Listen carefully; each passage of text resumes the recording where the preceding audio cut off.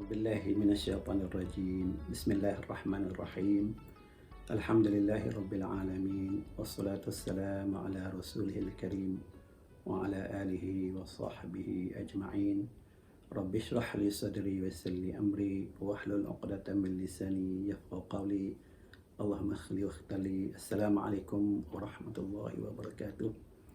Saudara-saudara dan saudari-saudari sekalian, syukur pada Allah Subhanahu Wa Taala di atas pertemuan maya kita pada kali ini.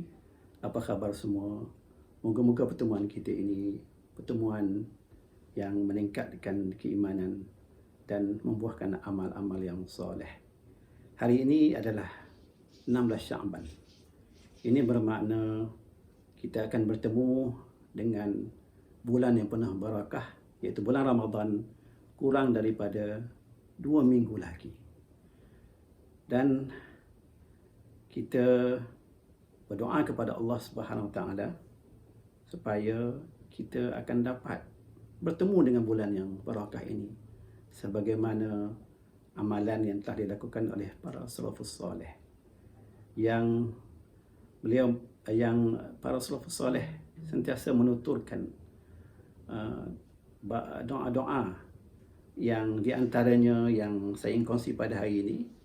Satu doa iaitu Allahumma sallimna li Ramadan wa sallim Ramadana minna wa tasallamhu minna mutaqabbala.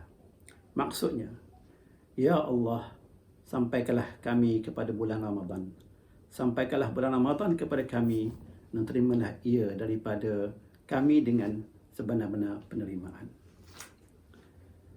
Dan kefahaman yang kita dapat daripada doa ini, sebagaimana yang telah dijelaskan oleh para ulama, yang pertama adalah bahawa kita berdoa dan memohon kepada Allah Subhanahu Wa Taala agar Allah Subhanahu Wa Taala menyelamatkan kita dalam keadaan sejahtera hingga kita dapat sampai bertemu dengan bulan Ramadan.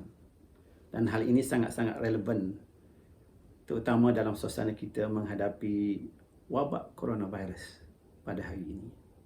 Yang kedua, kita juga memohon kepada Allah Subhanahu Wa Taala agar Allah menyerahkan Ramadan sepenuhnya kepada kita untuk kita dapat mengoptimalkannya dengan segala amalan-amalan yang baik, agar kita kuat semangat, kita sihat tubuh badan, dan kuat amal ibadah kita untuk benar-benar mendapat ganjaran yang maksimal dengan kehadiran kita di bulan Ramadan.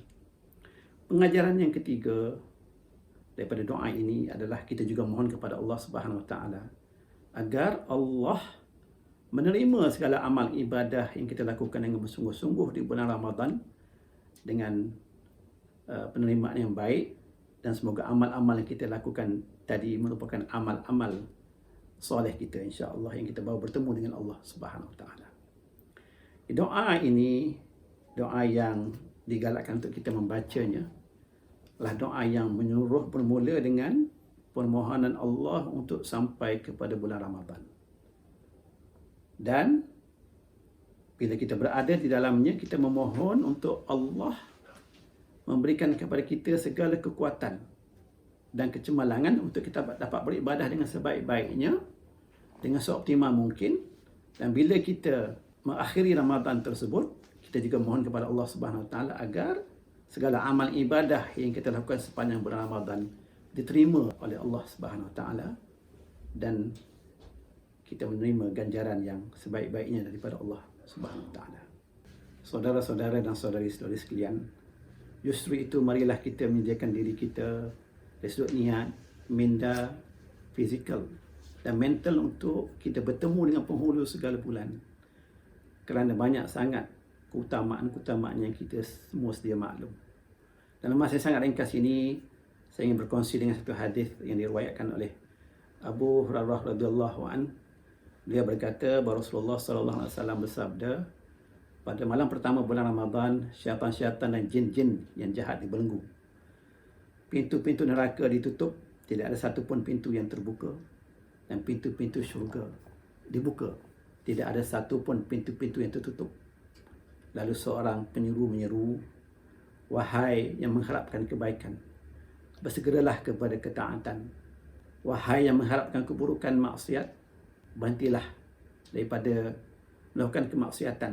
Allah Subhanahu Wa Taala akan membebaskan hamba-hamba yang selamat daripada api neraka pada setiap malam di bulan Ramadan. Dan hadis ini diriwayatkan oleh At-Tirmidzi, An-Nasa'i, Ibnu Majah.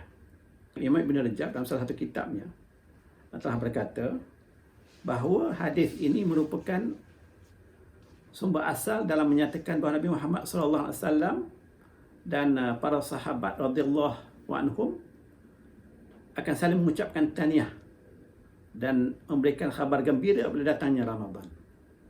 Oleh kerana itu, bagaimanakah kita sebagai seorang yang beriman tidak akan bergembira bila semua pintu syurga dibuka sebagai tanda rahmat Allah Subhanahu Wa Taala?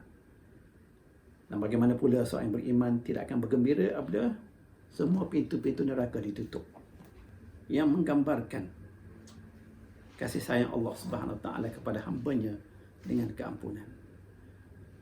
Dan bagaimana pula orang-orang yang beriman tidak akan merasa gembira bila pintu neraka ditutup, menggambarkan kasih sayang Allah kepada hamba-Nya dengan keampunan. Dan kegembiraan ini bertambah apabila syaitan-syaitan dibelenggu daripada menghasut dan memberdaya hamba-hamba Allah untuk memudahkan kita melaksanakan amal ibadah kepada Allah Subhanahu Wa Taala. Sekiranya kita ingin melaksanakan musafir yang jauh dengan berkereta umpamanya, sudah tentu kita akan memastikan dan kita akan menyediakan supaya kereta itu berada dalam keadaan tip-top. Kita akan pastikan tayarnya diperiksa, brake-nya diperiksa, dan kita akan juga memastikan supaya keadaan-keadaan lain dalam kereta tersebut, minyak enjinnya dan sebagainya, semuanya berada dalam tip-top supaya perjalanan kita berada dalam keadaan yang selamat dan selesa. Begitu juga dalam kita menghadapi Ramadan. Marilah saya menyuruh pada diri saya sendiri dan juga kepada saudara-saudari sekalian untuk kita juga memastikan bahawa persediaan kita menghadapi Ramadan dalam keadaan tip-top juga. Kita cek dan pastikan bahawa beberapa perkara termasuk contohnya sudut kefahaman fiqh Ramadan kita tip-top. Kesihatan fizikal kita juga tip-top, baik. Kesempurnaan bacaan Al-Quran di sudut tajwidnya juga berada dalam keadaan yang baik supaya kita dapat mengoptimalkan sepenuhnya peluang yang ada di bulan Ramadan. Kiranya kita masih kurang, kita akan cuba berusaha daripada sekarang untuk belajar, untuk menyempurnakan bacaan kita contohnya. Dan yang lain-lain lagi lah sebagai persediaan kita untuk memastikan supaya kita mendapat ganjaran yang tip-top juga daripada Allah Subhanahu Wa Taala.